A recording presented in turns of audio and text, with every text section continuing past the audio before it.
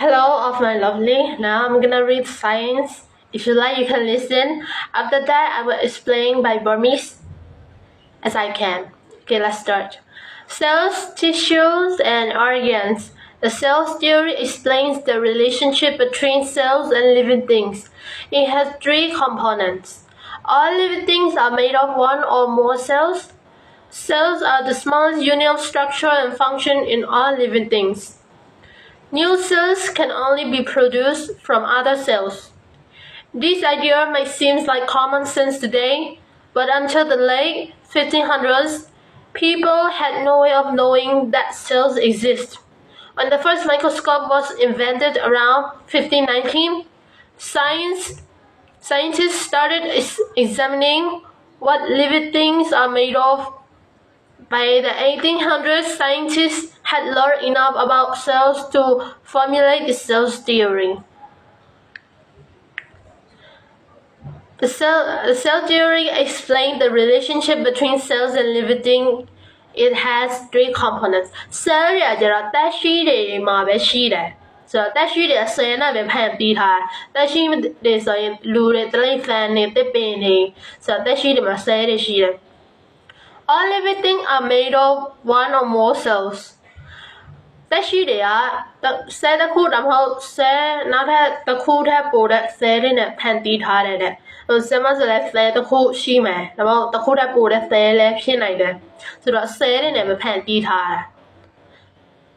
Cells are the smaller unit of structure and function in all living things. ဆိုတော့ဆဲတွေကတော့သက်ရှိတွေမှာရှိတယ်။ဆိုတော့အဲ့ဒီဆဲတွေကအသေးသေးလေးရယ်တီ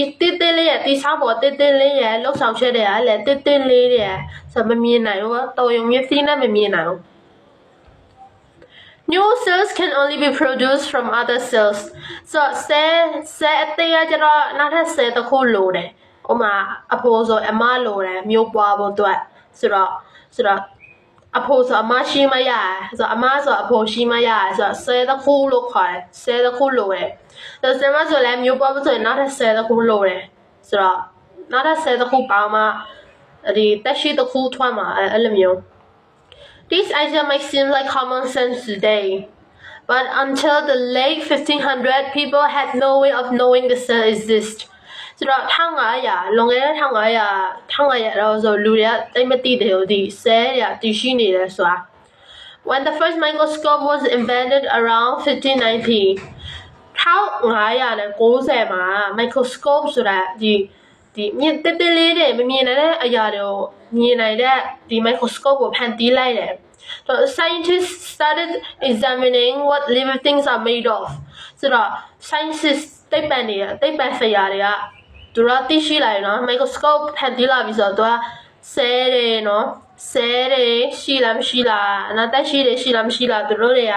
စစ်ဆေးနေပြီ By the 1800 1800မှာတော့သူတို့တွေက has enough knowing cells ဆဲအကြောင်းတွေသူတို့လုံလောက်သိနေပြီနော်ဒါသိပ္ပံပညာရှင်นะ1800မှာဆိုတော့1500နောက်ပိုင်းမှာဆဲအကြောင်းတွေမသိတယ်ဆိုတော့1590မှာ microscope ကိုဖန်တီးလိုက်တယ်1590မှာ microscope ဖန်တီးလိုက်တယ်1800မှာ scientists တွေကဆဲတွေအကြောင်းပိုသိလာတယ်ဆိုတော့ to formulate the cell theory ဆိုဆဲအကြောင်းသူတို့တွေကကောင်းကောင်းသိပြီးတော့ဖန်တီးလာနေပြီ